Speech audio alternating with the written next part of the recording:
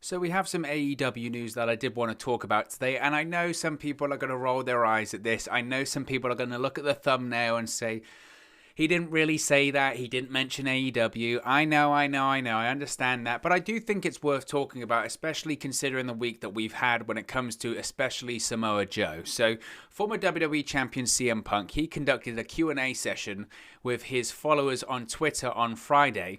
Now, when asked about a possible future match against released WWE superstar, CM Punk said, quote, "Anything is possible."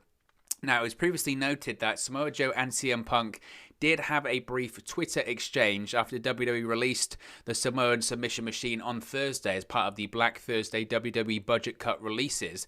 Now, of course, CM Punk and Samoa Joe, they have a long history dating back to their days in Ring of Honor, their classic matches there.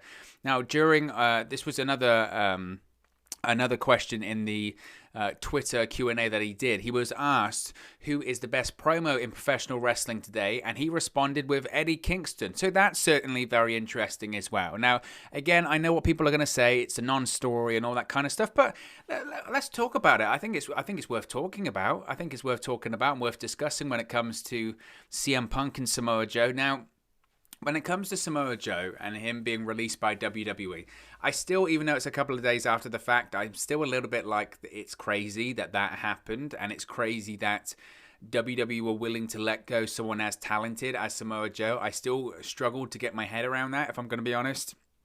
And I know people have responded to it as well. He couldn't get cleared by WWE, and that's the story that people are saying right now, isn't it? That he couldn't get cleared by WWE. Their medical team hadn't cleared him because of his concussions, whatever you want to say. Well, my response to that is that, okay, maybe they hadn't cleared him and maybe he did want to wrestle. That still doesn't justify or explain why they would release him if he's the best color commentator on the roster. And that's what he was. He was, and probably still is. I think Pat McAfee can really rise up the rankings when it comes to the commentary team in WWE. But it still doesn't explain why you would release the best color commentator on the roster. I still don't understand that point of view. I still don't understand that. So, look, Samoa Joe obviously wants to wrestle. I think every single fan of Samoa Joe, or anyone that's ever seen Samoa Joe work before, wants to see Samoa Joe wrestle.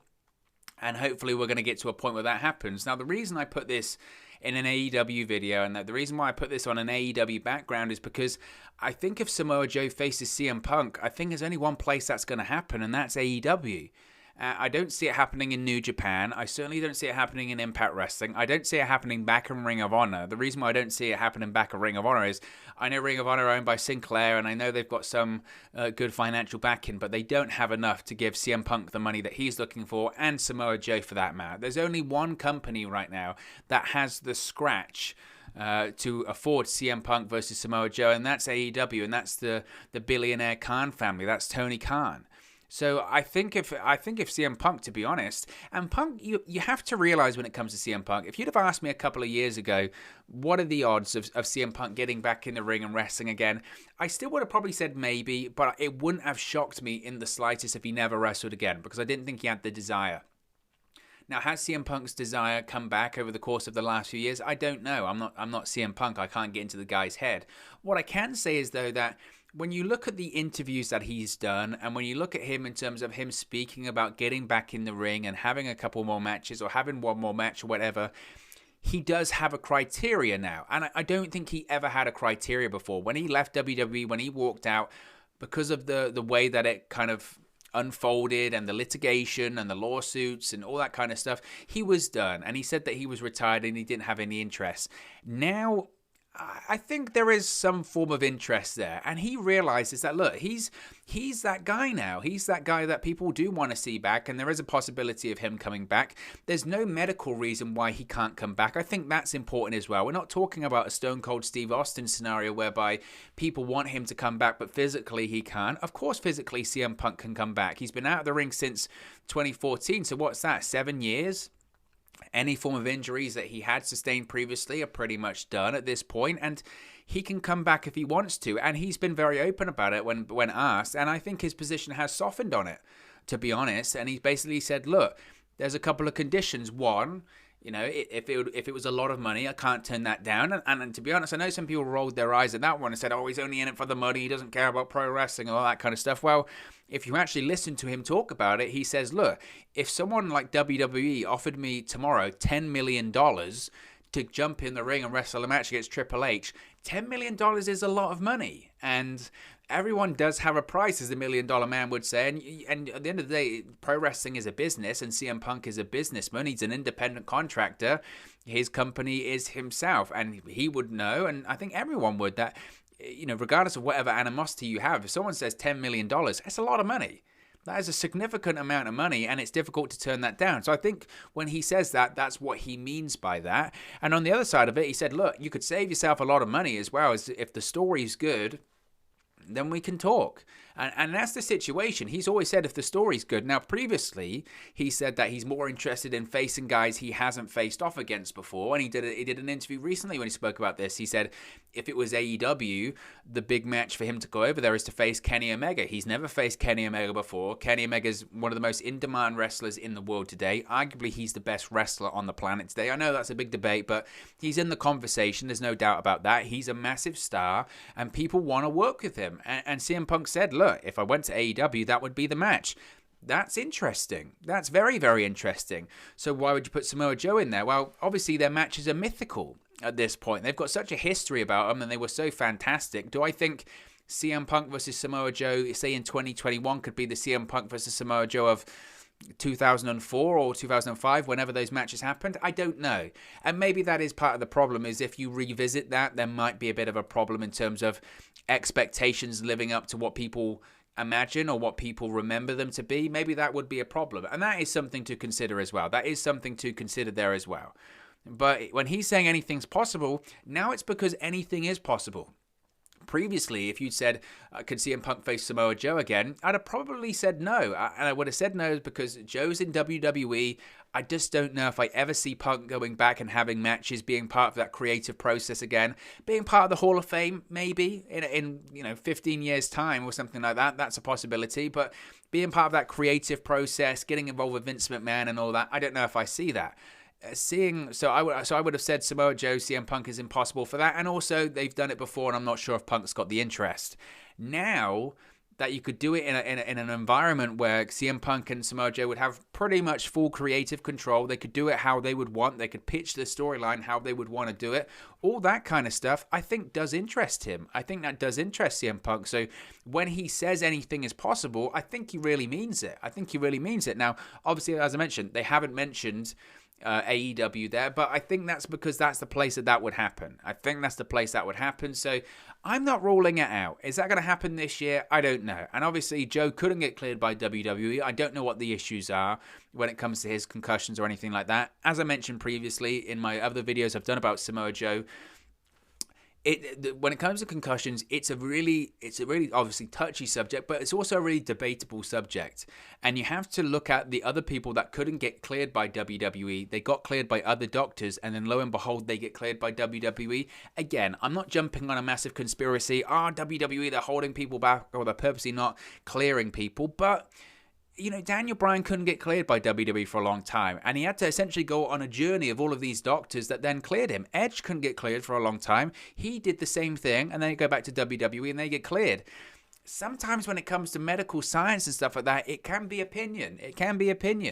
So who's to say Samoa Joe can't wrestle, can't get cleared tomorrow? I'm sure by some doctors he could. It depends how their standards, but you know what I mean. It's a very strange process, and again, I wouldn't rule it out. I really wouldn't rule it out at this point. Samoa Joe, CM Punk, is that possible in AEW? I think the answer is yes. As CM Punk said, anything is possible. And as far as Punk saying who's the best promo right now, Eddie Kingston, it's a pretty safe bet. There aren't many people that are a better promo than Eddie Kingston. He's absolute fire.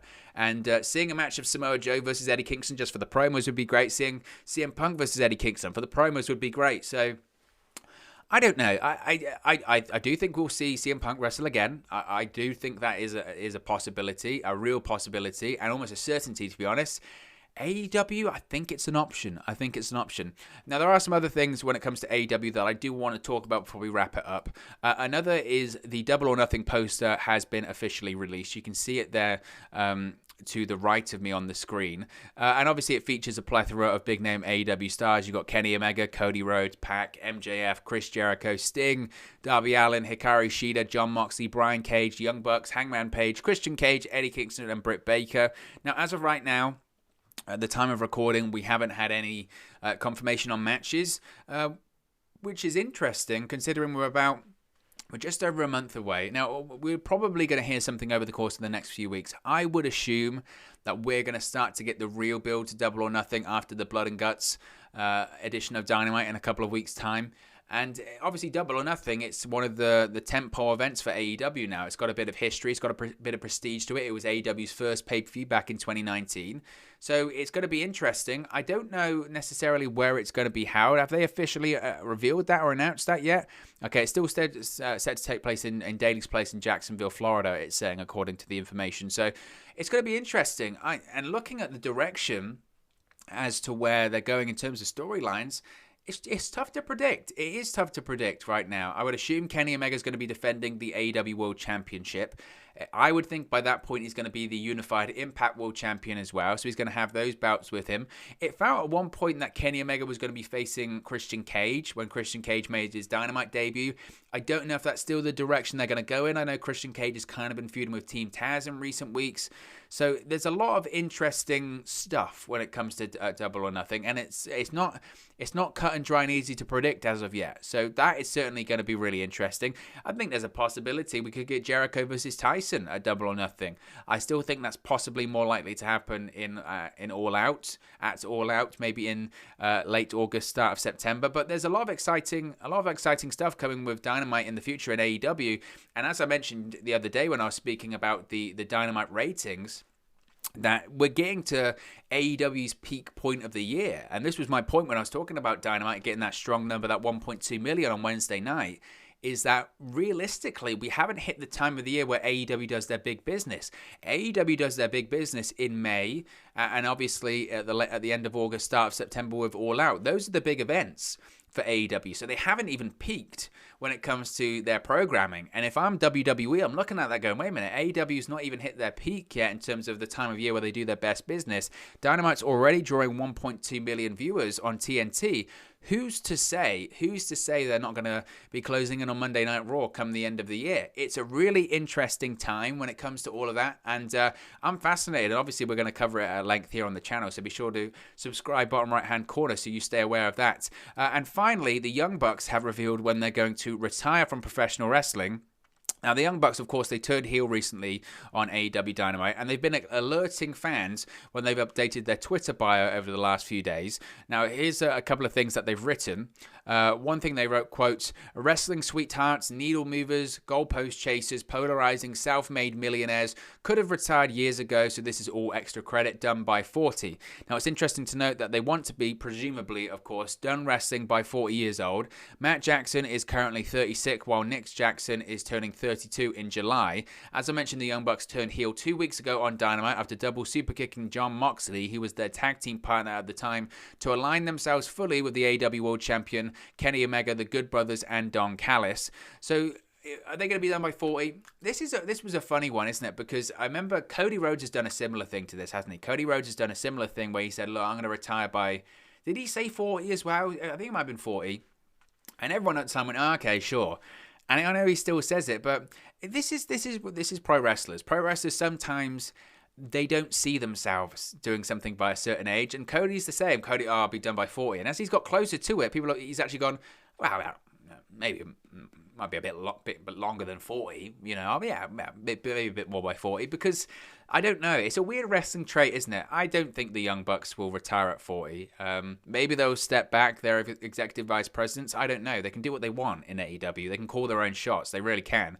When it comes to will they retire by 40, not that I don't really care, but it's just a case of that's a long way off. I mean, like I said, Nick Jackson's currently 36. Matt Jackson, is 36. Nick Jackson's 32. There's plenty of time. I don't know why there's this obsession of, I'm going to telling everyone, well, I'm going to be done by 40. You know that. Okay. It's kind of just like you're putting yourself in a difficult situation, because eventually when you don't, people will pull that information and go, well, you said you were going to retire at 40 and you didn't. Why say it? You just put yourself in a difficult position. I don't know. I guess they can always come back on it in the sense of, well, we were just being heels at the time. You know, it's part of the gimmick. I don't know. But of course, as always, this is just one man's opinion. What are your thoughts on some of the AEW stories we've spoken about today? What are your thoughts on CM Punk possibly facing Samoa Joe in the future, the Double or Nothing poster, and the Young Bucks revealing they will retire from pro wrestling at the age of 40? Let me know your thoughts in the comment section below. I'll do my best to respond and reply to all of your comments. Really enjoy interacting with you guys, talking about AEW, WWE, Impact Wrestling, New Japan Pro Wrestling, all things pro wrestling here on the channel. So be sure, if you haven't already, be sure to subscribe, bottom right hand corner. Click the notification bell. You'll be notified when we post new videos talking about all of these topics. Thank you very much for watching, listening, streaming, or have you come across this video today. And I'll speak to you again very, very soon. Hey guys, thank you for watching, listening, streaming, or however you come across this video today. Be sure to click on the video on the right there to watch our next video, or click the bottom there to subscribe, or the bottom right hand corner. Thank you very much, and I'll speak to you again very soon.